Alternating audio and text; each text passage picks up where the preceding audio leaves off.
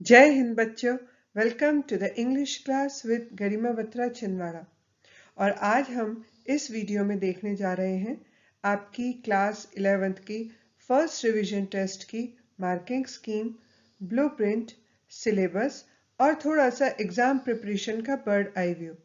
साथ ही हम इसमें देखेंगे एक नए तरह का कॉन्सेप्ट जो कि है डेटा बेस्ड पैसेज। इसे थोड़ा ध्यान से समझिए। आइए हम शुरू करते हैं।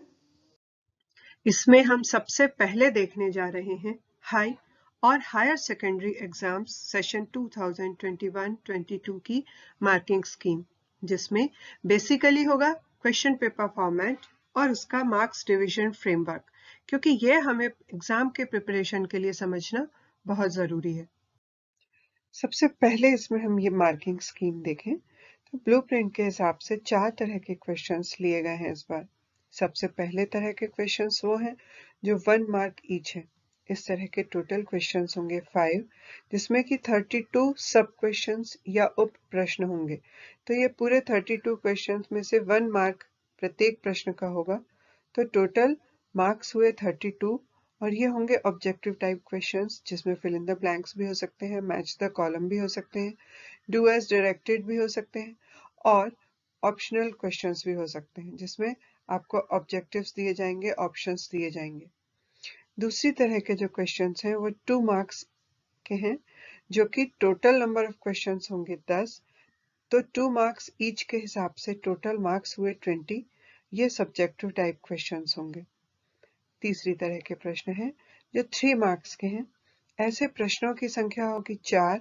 तो 4 क्वेश्चंस और 3 मार्क्स ईच के हिसाब से टोटल मार्क्स हुए इसमें 12। ये भी सब्जेक्टिव टाइप क्वेश्चंस होंगे। चौथी तरह के जो क्वेश्चंस हैं वो 4 मार्क्स ईच है और ऐसे क्वेश्चंस की संख्या है 4।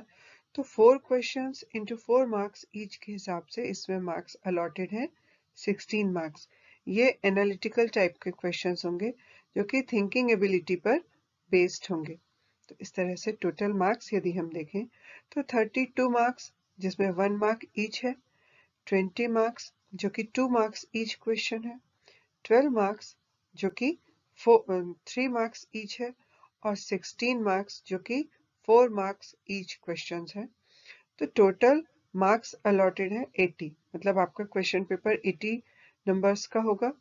और टोटल नंबर ऑफ क्वेश्चंस, कुल प्रश्नों की संख्या होगी आपके क्वेश्चन पेपर में 23। आइए अब हम फर्स्ट रिवीजन टेस्ट के सिलेबस को डिस्कस करते हैं। तो आपके सब्जेक्ट इंग्लिश में क्लास 11th की टेक्स्ट बुक है हॉर्नबिल।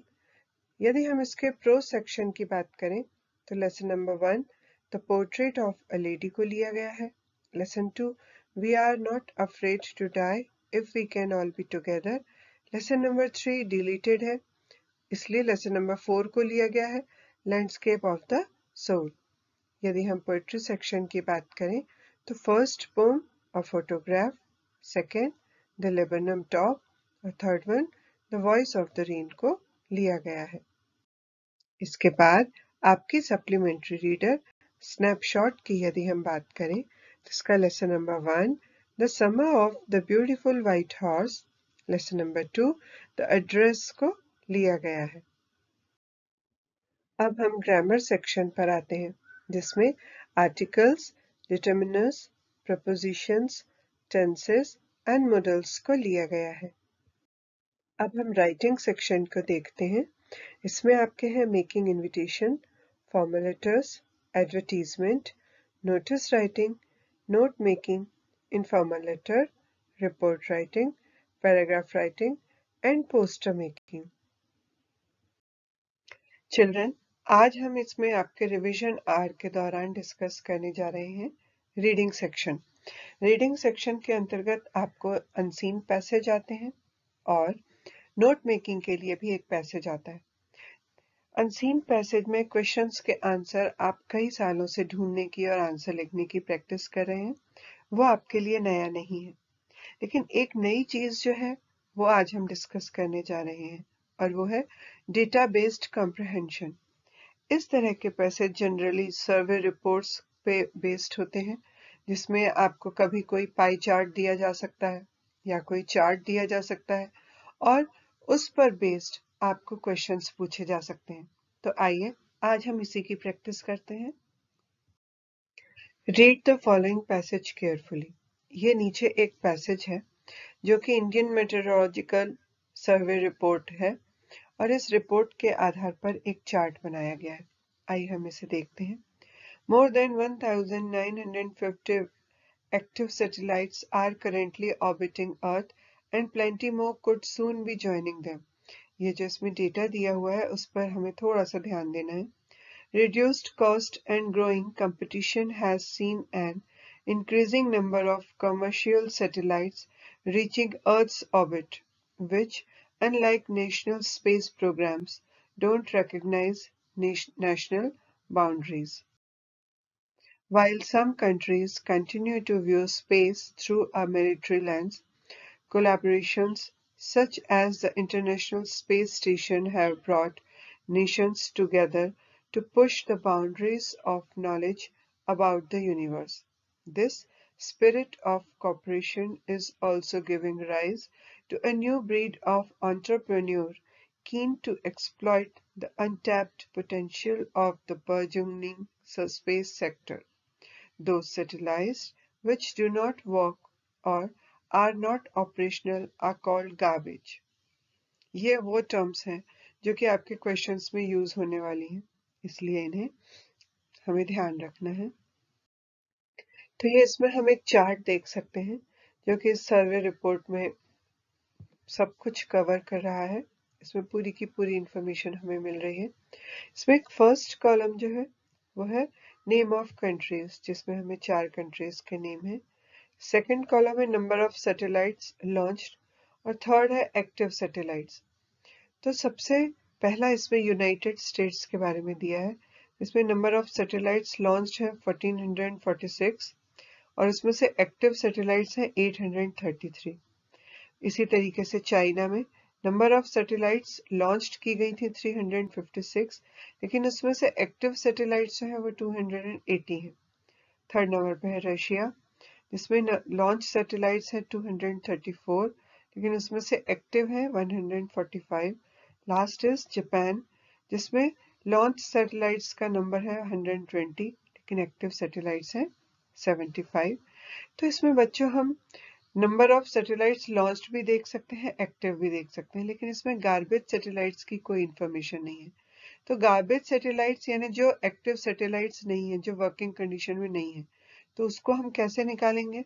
उसके लिए हम नंबर ऑफ लॉन्च सैटेलाइट्स में से एक्टिव सैटेलाइट्स को यदि हम माइनस करते हैं तो नंबर ऑफ गार्बेज सैटेलाइट्स हमें मिल जाएंगी जो कि अभी भी स्पेस में है, और इसी आधार पर हम क्वेश्चंस के आंसर्स देखेंगे।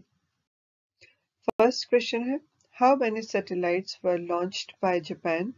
तो इसमें हमने चार्ट में देखा था और इसका आंसर है 120 सैटेलाइट्स। नेक्स्ट क्वेश्चन है how many active satellites does China have. तो इसका आंसर भी हम चार्ट में से ढूंढ सकते हैं और वो है 280। नेक्स्ट क्वेश्चन है how many satellites have been launched by United States so far. और इसका आंसर भी हमने चार्ट में से देखा है, वो है 1446, जो कि बी आंसर है। नेक्स्ट क्वेश्चन है number of garbage satellites in Russia in the universe are. क्योंकि यहाँ पे गार्बेज सैटेलाइट का कोई भी कॉलम नहीं दिया हुआ, लेकिन हमने देखा था कि जब हम लॉन्च सैटेलाइट्स में से एक्टिव सैटेलाइट्स को माइनस करते हैं तो हमें गार्बेज सैटेलाइट्स का नंबर मिलता है। तो जब हम रशिया के लॉन्च सैटेलाइट्स में से एक्टिव सैटेलाइट्स को माइनस करते हैं तो हमें ये आंसर मिलता है डी, जो कि 89 गार्बेज सैटेलाइट्स हैं। इसके बाद हम ये क्वेश्चन देखते हैं जिसमें total number of launch satellites in the universe पूछा गया है। इसका भी आंसर हमें डायरेक्टली नहीं मिलेगा, तो हम लॉन्च की गई सैटेलाइट्स में से टोटल नंबर उनका करते हैं। नेक्स्ट क्वेश्चन है number of garbage satellites of China in the universe are. तो ये हमें चार्ट में से सीधे इसका आंसर मिलेगा जो कि है डी 76। लास्ट क्वेश्चन है what is the total number of operational satellites in the universe. तो ऑपरेशनल सैटेलाइट्स में हमें जो लास्ट वाला कॉलम था एक्टिव सैटेलाइट्स का, उन सभी का नंबर टोटल करना पड़ेगा, तो हमें आंसर मिलेगा बी 1330। आई होप कि आपको ये डेटा बेस्ड पैसेज समझ में आया होगा और आप उनके क्वेश्चंस के आंसर्स भी ढूंढ सकेंगे। अब हम कुछ पोम एक्सट्रैक्ट देखने जा रहे हैं। आप सभी को पता है कि आपके पोएट्री सेक्शन में से आपको एक या दो पोम एक्सट्रैक्ट आते हैं जिन पर बेस्ड क्वेश्चंस के आंसर आपको लिखने होते हैं। आइए हम देखते हैं। So, read the extract given below and answer the questions that follow. Eternal arise impalpable out of the land and the bottomless sea, upward to heaven, whence vaguely formed altogether, changed and yet the same. I descend to leave the draughts, atomies, dust layers of the globe. आप इसे देखकर पहचान गए होंगे कि ये कौन से पोयम का एक्सट्रैक्ट है। आइए अब हम इस पोम पर बेस्ड कुछ क्वेश्चंस देखें। फर्स्ट है name the poem and the poet. तो पोम का नेम है the voice of the rain and the poet is Walt Whitman. Question number 2, where does the rain originate from? And the answer is the rain originates from the land and the bottomless deep sea in the form of water vapor. बरसात का origin या उद्गम कहाँ से होता है? बरसात का उद्गम जमीन और गहरे समुद्र जो कि जिसका तल नहीं होता, वो पानी की वाष्प के रूप में होता है। नेक्स्ट क्वेश्चन है हाउ डज इट ओरिजिनेट? यह किस प्रकार से बनती है? And the answer is with the heat of the sun the water evaporates from the sea or land and forms water vapor which rises up in the atmosphere. सूरज की गर्मी से समुद्रों का या जमीन का पानी वाष्पित होता है और पानी की वाष्प बना लेता है जो ऊपर वातावरण में ऊपर की तरफ जाती है। और अब हम देखते हैं प्रोज एक्सट्रैक्ट जो कि आपकी टेक्स्ट बुक के या आपकी सप्लीमेंट्री रीडर के टेक्स्ट पोर्शन में से एक एक्सट्रैक्ट लिया होता है और इस पर बेस्ड क्वेश्चंस के आंसर भी आपको लिखने होते हैं। इसे हम सीन पैसेज भी कह सकते हैं। तो ये read the following passage carefully. The master had hidden his work behind a screen so only the emperor would see it. For a long while the emperor admired the wonderful scene, discovering forests, high mountains, waterfalls, clouds floating in an immense sky, men on hilly paths, birds in flight. Look, sire, said the painter, in this cave at the foot of the mountain dwells a spirit. The painter clapped his hands and the entrance to the cave opened. तो बच्चों, इसे देखकर आप पहचान गए होंगे कि ये आपकी टेक्स्ट बुक हॉर्नबिल के lesson number 5 landscape of the soul का एक्सट्रैक्ट है। आइए अब हम इस पर बेस्ड प्रश्नों के उत्तर देखें। बच्चों, इस एक्सट्रैक्ट का एक्सप्लेनेशन क्योंकि आप समझ चुके हैं इसके पहले वाले वीडियोस में, तो अब हम सीधे इसके क्वेश्चंस के आंसर्स देखते हैं। पहला क्वेश्चन है the master had hidden his work. जो मास्टर है उसने अपने काम को छुपा के रखा था। Who is being referred to as the master? यहाँ पर द मास्टर किसके लिए उपयोग किया गया है? इसका आंसर है पेंटर के लिए। नेक्स्ट क्वेश्चन है Which of the following was not seen by the emperor in the painting?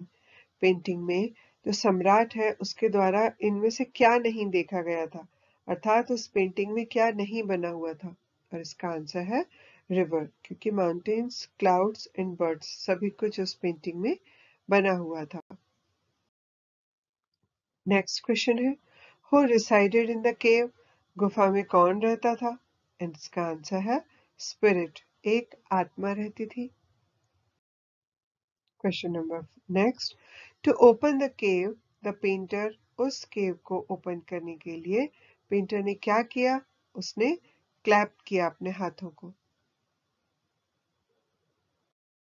इन सभी प्रश्नों के उत्तर आपको पैसेज में ही मिल जाएंगे, लेकिन कुछ क्वेश्चंस ऐसे भी हो सकते हैं जिनको जानने के लिए आपका ग्रामर का नॉलेज भी आवश्यक है।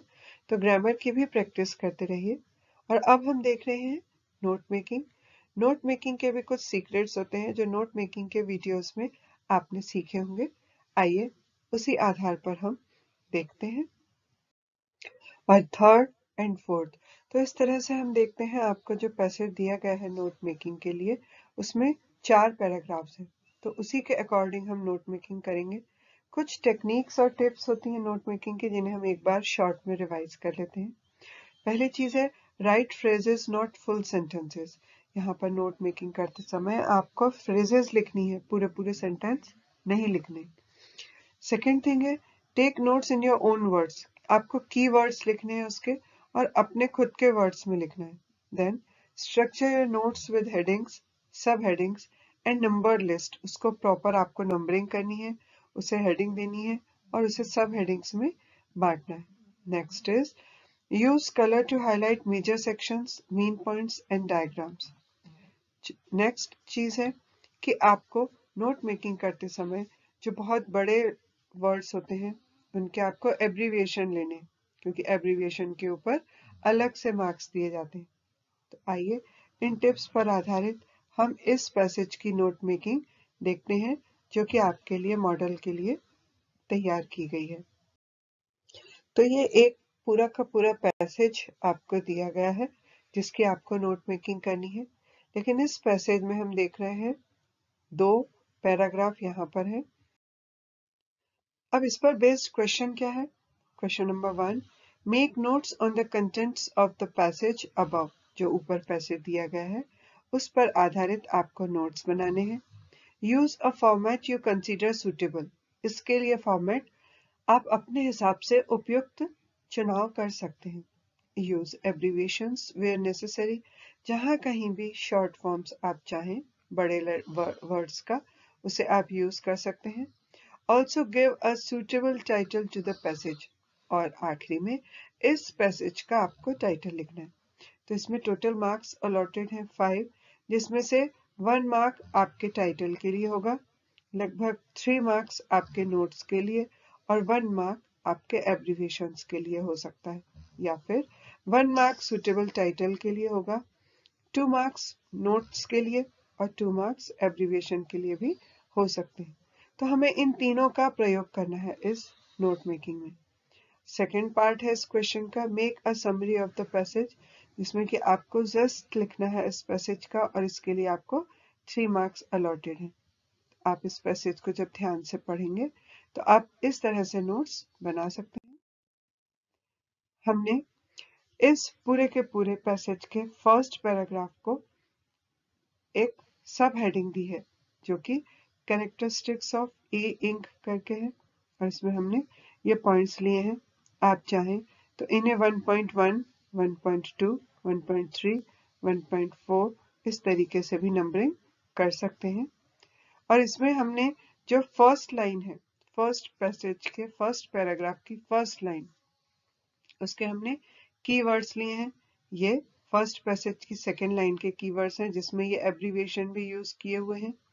थर्ड नंबर पे 1.3 या सी, जो कि फर्स्ट पैराग्राफ की third line and accordingly first paragraph की फोर्थ लाइन, लेकिन उसमें ये सब टॉपिक्स भी हैं, तो इस तरीके से हम उन्हें भी नंबरिंग करके लिख सकते हैं। सबसे ऊपर हमने इस पूरे के पूरे पैसेज को हेडिंग दी हुई है जो कि मेन हेडिंग है। इसके बाद आइए हम आगे चलते हैं। ये हमने सेकेंड पैराग्राफ लिया है और इसकी जो हमने सब हेडिंग दी है वो है ई पेपर क्वालिटीज। उसके बाद यहाँ पर 2.1, 2.2, 2.3, 2.4, 2.5 या ABCDE करके भी हम इस तरह से लिख सकते हैं। और यहाँ पे भी हमने देखिए एब्रीविएशन का प्रयोग किया है और कीवर्ड्स लिखे हुए हैं। इसी तरीके से आपको भी एब्रीविएट करते हुए वर्ड्स को सिर्फ कीवर्ड्स का प्रयोग करना है। यह थर्ड पैराग्राफ है जिसको हमने सब हेडिंग दी है एडवांटेजेस ऑफ ई पेपर और ये उसकी फर्स्ट लाइन 3.1, 3.2 एंड 3.3। और यहाँ पे भी हमने कीवर्ड्स सिर्फ यूज किए हैं या सिर्फ फ्रेजेस यूज की हुई हैं। ये आपका 4th पैराग्राफ है। वर्किंग ऑफ इलिंग, ये उसकी सब हेडिंग है और ये हमने उसके पॉइंट्स लिए हुए हैं और इस तरीके से हमने यहाँ पर एब्रीविएशंस यूज किए हुए हैं।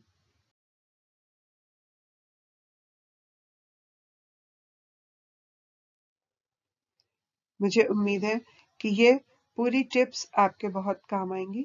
इन्हें ध्यान में रखते हुए अपनी परीक्षा की अच्छे से तैयारी कीजिए। Wish you good luck. Thank you for watching the video.